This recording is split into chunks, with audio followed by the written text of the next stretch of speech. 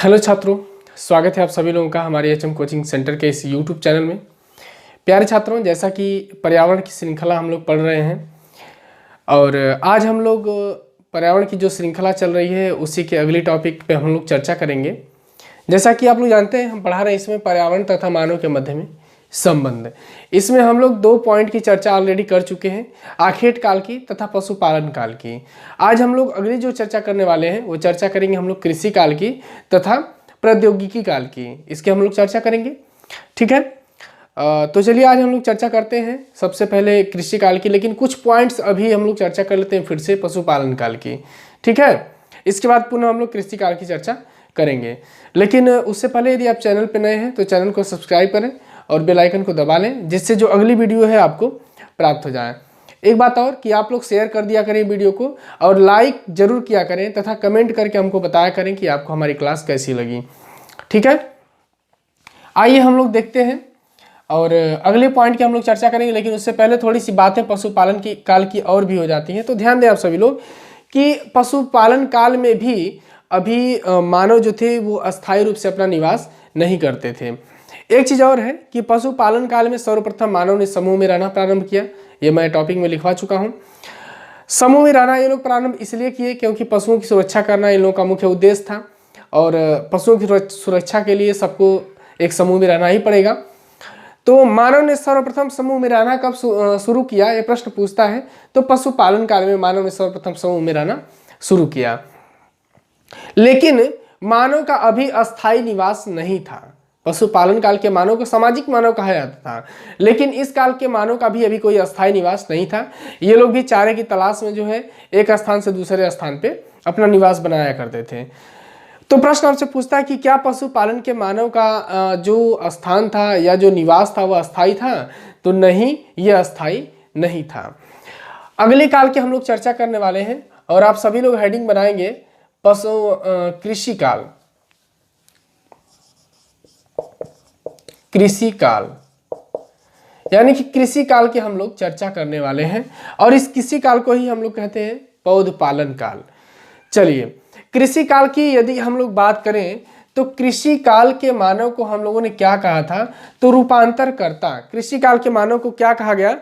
हाँ, सभी लोग ध्यान दें कि कृषि काल के मानव को जो है रूपांतरकर्ता कहा गया था, ठीक है। सॉरी, हाँ, कृषि काल के मानव को जो है रूपांतरकर्ता नहीं, इसको जो है परिवर्तन करता, सॉरी, परिवर्तन करता। कृषि काल के मानव को क्या कहा गया था? परिवर्तनकर्ता कहा गया था। और इस काल के मानव को क्या कहा गया था? तो आर्थिक मानव। क्या कहा गया? आर्थिक मानव कहा गया। यानी कि पशुपालन काल कृषि काल के मानव को परिवर्तनकर्ता कहा गया और इसी काल के मानव को जो है आर्थिक मानव कहा गया, ठीक है ना। आर्थिक मानव की संज्ञा इसको हम लोगों ने दिया। अगली बात यहां से एक चीज और बनती है कृषि काल की कि सर्वप्रथम जो है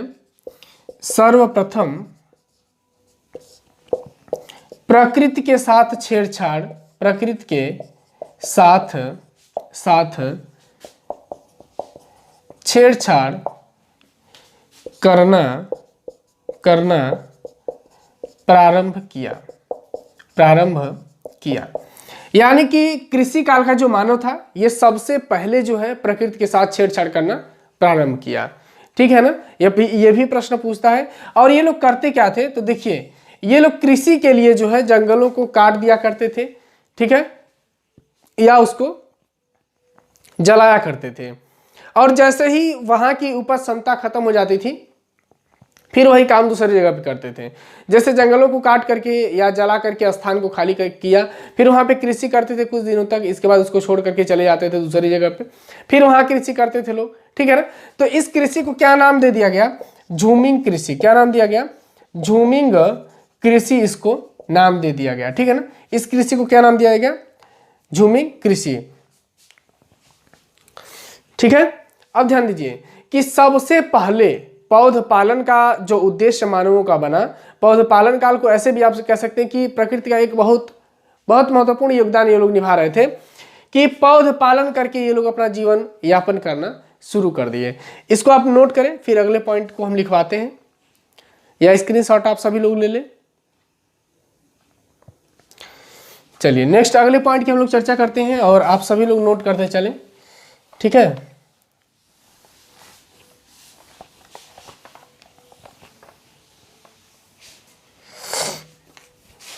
चलिए इसमें लिखेंगे एक पॉइंट और कि पौधों को भोजन के लिए पौधों को भोजन के लिए मनुष्य द्वारा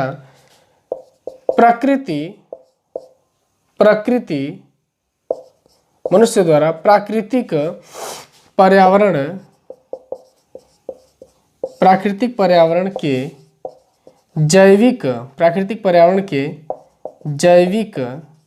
जैविक संसाधनों या जैविक संघटकों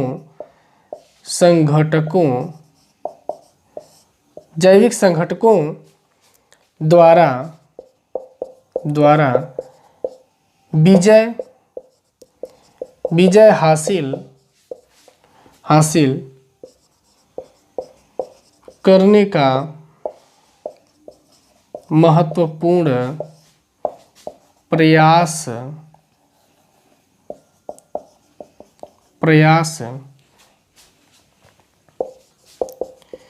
माना जाता है। अब ध्यान दीजिए, पौधों को भोजन के लिए पालना मनुष्य द्वारा प्रकृति पर्यावरण के जैविक संघटकों द्वारा विजय हासिल करने का महत्वपूर्ण प्रयास माना जाता है। किस काल में? तो कृषि काल में। एक चीज और है कि कृषि काल में मनुष्यों को जो है पौधों के उगाने की एक इच्छा जागृत हुई। यह प्रश्न पूछता है कि मनुष्यों को किस काल में जो है पौधों के उगाने के लिए एक इच्छा जागृत हुई और उन्हें पोषित करने के लिए इच्छा जागृत हुई। तो ध्यान देना कि पौधों को सर्वप्रथम जो है पौधों को उगाने की इच्छा जागृत हुई। यानी कि सर्वप्रथम इस काल में, पौध पालन काल में या कृषि काल में, सबसे पहले जो है मनुष्यों को पौधों को उगाने तथा उनके पालन करने की जो इच्छा थी वो जागृत हुई। इसे आप सभी लोग नोट करें, फिर नेक्स्ट पॉइंट की हम लोग चर्चा करते हैं।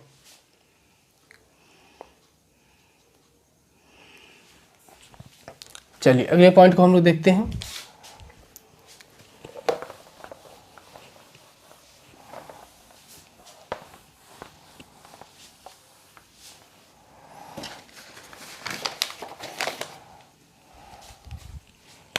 अब ध्यान देंगे आप सभी लोग, देखिए कृषि काल में जो है अगर देखेंगे तो कृषि काल में आप ऐसा समझ लें कि लगभग अब मानव काफ़ी परिवर्तन ला चुका था अपने ज़िंदगी में, लेकिन इस काल के मानव में अभी भी अधिकांश लोग क्या करते थे?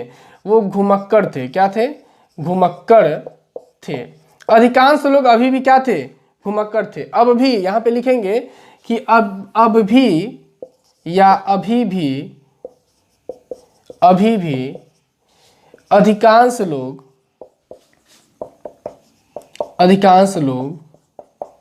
घुमक्कड़ थे। और ध्यान दीजिए कि अस्थाई निवास की अगर बात करेंगे तो कृषि काल में आकर के लोग अब अस्थाई जीवन व्यतीत करना शुरू कर दिए थे। अस्थाई जीवन व्यतीत करना क्या किए थे? शुरू कर दिए थे। और इसी कृषि काल में जो है सभ्यताओं का भी उदय हुआ, जैसे मिस्र की सभ्यता हो गई, सिंधु घाटी सभ्यता हो गई। इन सभी सभ्यताओं का भी उदय हुआ किस काल में? तो कृषि काल में। जैसे मानव क्या करता था कि नदियों के किनारे जहाँ पे पानी इनको आसानी से उपलब्ध हो जाता था, नदियों के किनारे ये लोग अपना आवास बना करके रहना शुरू कर दिए। ठीक है, तो कहा जाता है कि मिस्र की सभ्यता या अन्य सभ्यताओं का उदय किस काल में हुआ? तो कृषि काल में ही माना जाता है कि अन्य सभ्यताओं का भी उदय माना जाता है। यानी कि इस काल में मनुष्य अस्थाई निवास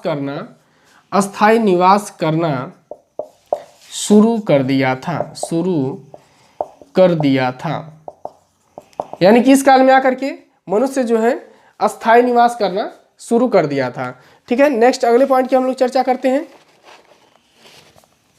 ध्यान देंगे एक चीज और कि अब धीरे धीरे मनुष्य अपना सांस्कृतिक एक पर्यावरण का भी इन लोगों ने निर्माण किया। ऐसे आप बोल सकते हैं सांस्कृतिक कार्यक्रम करने लगे, ये सभी कार्य क्या कहलाए, सांस्कृतिक पर्यावरण कहलाए। अब देखेंगे सांस्कृतिक पर्यावरण में तो क्या क्या इन लोगों ने निर्माण किया। तो इसके अंतर्गत माना जाता है कि मानव ने अपने रहने के लिए, ऐसे कह सकते हैं आप कि सांस्कृतिक पर्यावरण के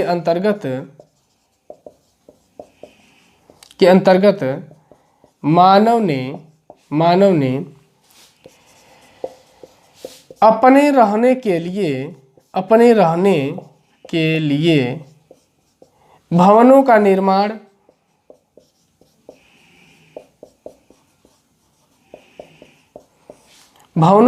अपने रहने के लिए जो है भवनों का निर्माण, तथा ऐसे बोल सकते हैं कि सड़क, पुल, पार्क का निर्माण, सड़कों का निर्माण, ये सभी निर्माण मानव ने किस काल में प्रारंभ कर दिया, तो कृषि काल में मानव ने यह सभी कार्य प्रारंभ कर दिए। ठीक है ना, यानी कि पुल, रेल, झील, ये सभी का निर्माण किस काल में प्रारंभ किया मानव ने, तो कृषि काल में। इसे नोट कर लें आप सभी लोग।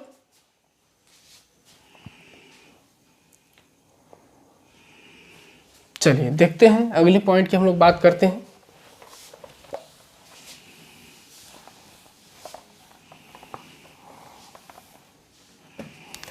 अगला पॉइंट है यहाँ पे कि सांस्कृतिक पर्यावरण में ये लोग क्या क्या निर्माण किए, तो रहने के लिए भवनों का निर्माण, पुल, सड़क, रेल, नहर आदि का इन लोगों ने क्या किया, निर्माण किया। ठीक है ना, आदि का निर्माण इन लोगों ने किया। ठीक है, तो ये सारी बातें थी कृषि काल की। आइए हम लोग नेक्स्ट अगली बात करते हैं हम लोग प्रौद्योगिकी काल की। ठीक है,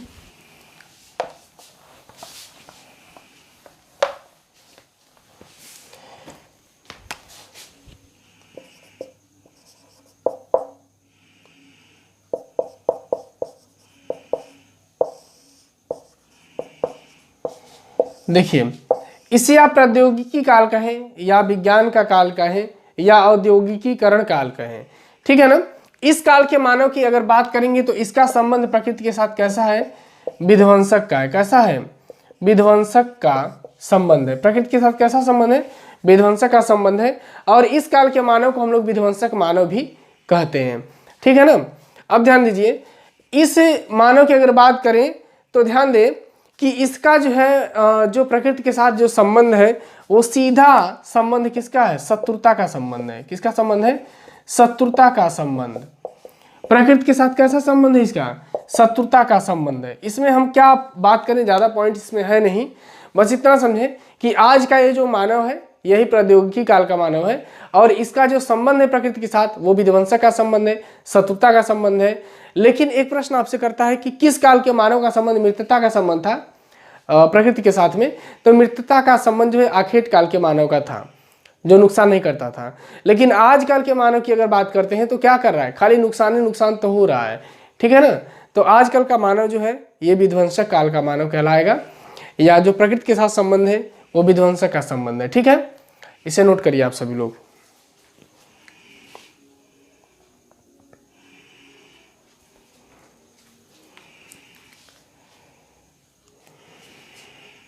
चलिए नेक्स्ट आगे की बात करते हैं हम लोग। अब अगली हेडिंग आप सभी लोग बनाएंगे मानव पर्यावरण संबंधी अवधारणाएं। हेडिंग बनाइए कि मानव पर्यावरण संबंधी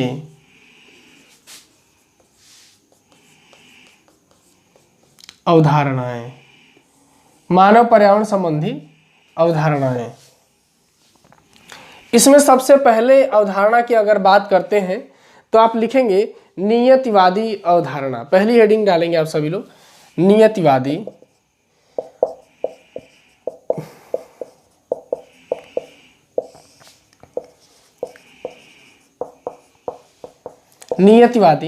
अवधारणा। और नियतिवादी अवधारणा की यदि बात करें तो ये महत्व किसको देती है? प्रकृति को। किसको देती है? प्रकृति को। ध्यान देंगे यहाँ प्रश्न एक ही करता है कि नियतिवादी अवधारणा किस पर फोकस करती है या किसको महत्वपूर्ण बताती है? तो प्रकृति को महत्वपूर्ण बताती है नियतिवादी अवधारणा। इस अवधारणा की अगर बात करें तो इसमें एक लाइन आप सभी लोग लिख लेंगे कि यह अवधारणा जो है मानव को क्या करती है? पर्यावरण का एक तत्व मानती है। ठीक है ना, लिख लेंगे कि यह अवधारणा मानव को प्रकृति का एक तत्व मानती है। यानी कि यह अवधारणा जो है ये मानव को जो है प्रकृति का क्या मानती है? तत्व मानती है। अर्थात प्रकृति को श्रेष्ठ बताती है।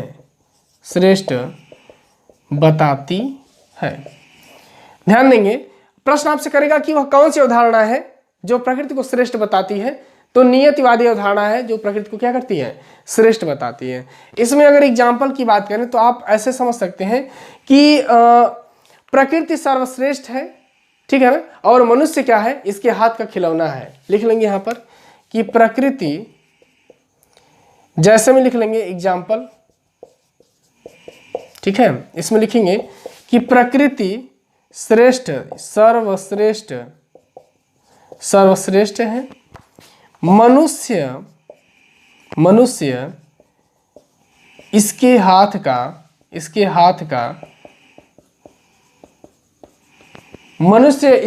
का खिलौना है।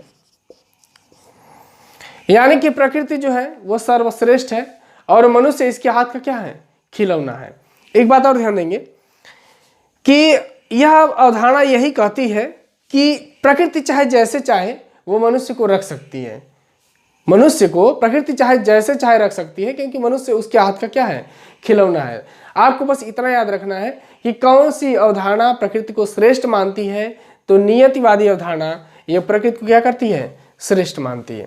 चलिए इसे नोट करिए, फिर आगे हम लोग चर्चा करते हैं।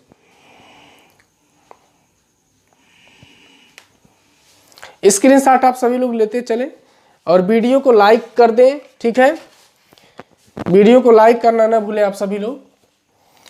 और अगली अवधारणा की हम लोग बात करते हैं, संभववादी अवधारणा।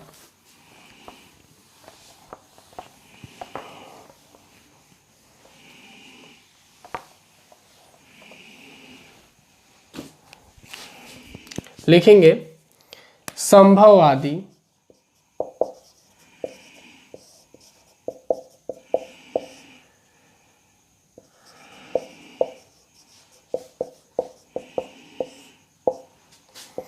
संभववादी अवधारणा किसको महत्वपूर्ण बताती है? तो मनुष्य को। किसको महत्वपूर्ण बताती है? मनुष्य को। ध्यान दीजिए, इसके अंतर्गत क्या है कि संभववादी अवधारणा यह कहती है कि मनुष्य को बात अगर करें तो यह मनुष्य जो है यह परिवर्तनशील है, ठीक है ना, यह जैसे चाहे प्रकृति के साथ परिवर्तन कर सकता है, बशर्ते इसके पास व्यवस्था होनी चाहिए, यह परिवर्तित कर सकता है। जैसे मान लीजिए कि प्रकृति ने कुछ रूप दिखाया मनुष्य के साथ। ऐसे समझ लें आप लोग कि ठंडी का मौसम आया, तो ठंडी के मौसम के आने के बाद मनुष्य ने क्या किया? ठंडी से बचने के लिए स्वेटर बना लिए, हीटर बना लिए, गर्म कपड़े बना लिए, जिससे क्या किया? प्रकृति के साथ ये अपने आप को चेंज कर लिया, रहने की व्यवस्था कर लिया। यानी कि क्या कर सकता है? परिवर्तनशील है, परिवर्तन कर सकता है। इसमें आप लिख लेंगे, एक लाइन लिखना चाहेंगे तो लिखेंगे, लिखिए कि संभववादी भूगोलवेत्ता को लिखेंगे, ऐसे लिखें आप सभी लोग, एक छोटी सी परिभाषा में लिख लेंगे कि मनुष्य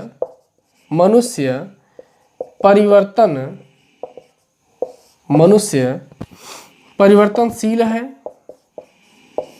मनुष्य परिवर्तनशील है, वह प्रकृति के प्रत्येक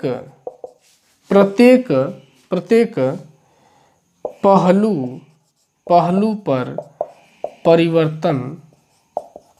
परिवर्तन कर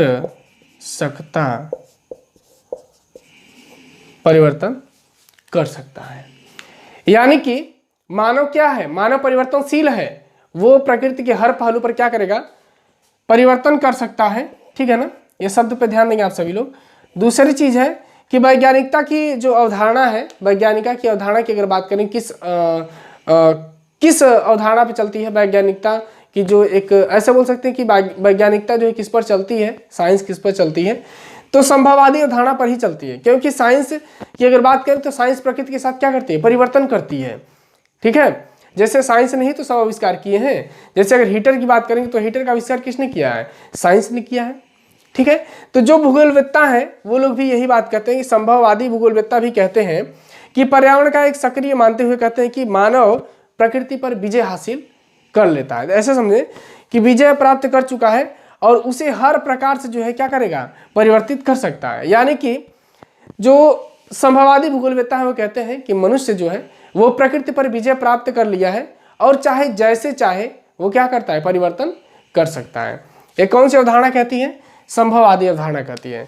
और संभववादी अवधारणा किसे महत्वपूर्ण बताती है, तो मनुष्य को क्या करती है, ये महत्वपूर्ण बताती है। यही शब्द आप याद रखेंगे, मेन फैक्ट यही है कि कौन सी अवधारणा मनुष्य को सर्वश्रेष्ठ बताती है, तो संभववादी अवधारणा मनुष्य को सर्वश्रेष्ठ बताती है। ठीक है, और इस अवधारणा के कुछ साइंटिस्टों, कुछ भूगोलवेत्ताओं के अगर नाम लिखना चाहेंगे तो आप यहाँ पर लिख सकते हैं, लिख लेंगे आप लोग कि बिडॉल डी ला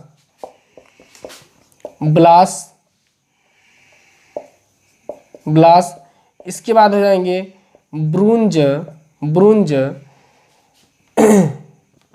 यहाँ लिख लेंगे एक और, ईसा, ब्रुंज हो जाएंगे। इसके बाद हो जाएंगे ईसा, ब्रुंज हो जाएंगे, यहाँ मैं लिख दे रहा हूँ ईसा। ठीक है, ईसा बोमेन, कार्ल सावर, ये लोग जो है ये संभववादी अवधारणा के भूगोलवेत्ता हैं। इसे भी आप याद कर लेंगे क्योंकि यहाँ से प्रश्न पूछ लेता है। ठीक है ना, चलिए इसे नोट करें आप सभी लोग।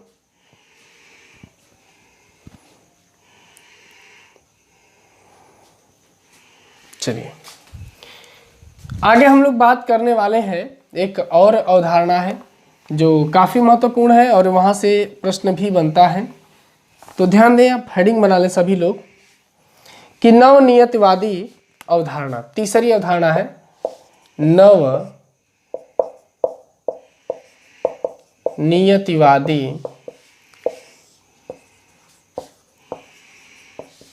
नवनियतिवादी अवधारणा। और नवनियतिवादी अवधारणा की यदि आप लोग बात करते हैं तो यह प्रकृति तथा मानव के मध्य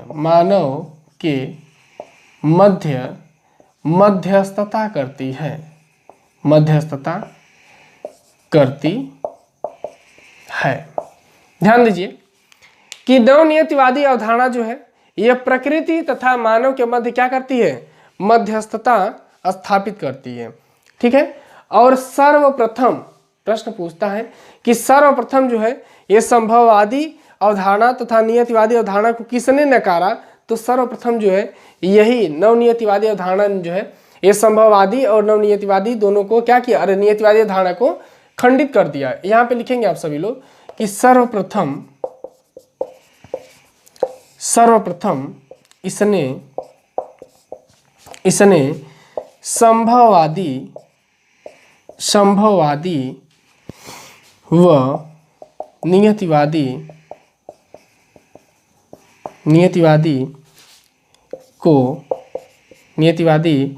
अवधारणा, यहाँ पे लिख लेंगे आप सभी लोग, अवधारणा को नकार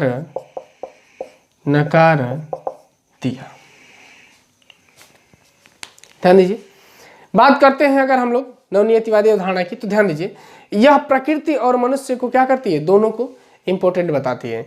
यह अवधारणा कहती है कि न तो प्रकृति के बिना मनुष्य का अस्तित्व है और न ही अस्तित्व, न ही प्रकृति के बिना मनुष्य का है और न ही मनुष्य के बिना प्रकृति का है। अर्थात प्रकृति का एक मुख्य घटक है मनुष्य। किसके द्वारा? नवनियतिवादी अवधारणा के द्वारा कह सकते हैं आप लोग कि प्रकृति का एक घटक है। कौन? मनुष्य। यह प्रकृति का एक क्या है? घटक है। हाँ सही है,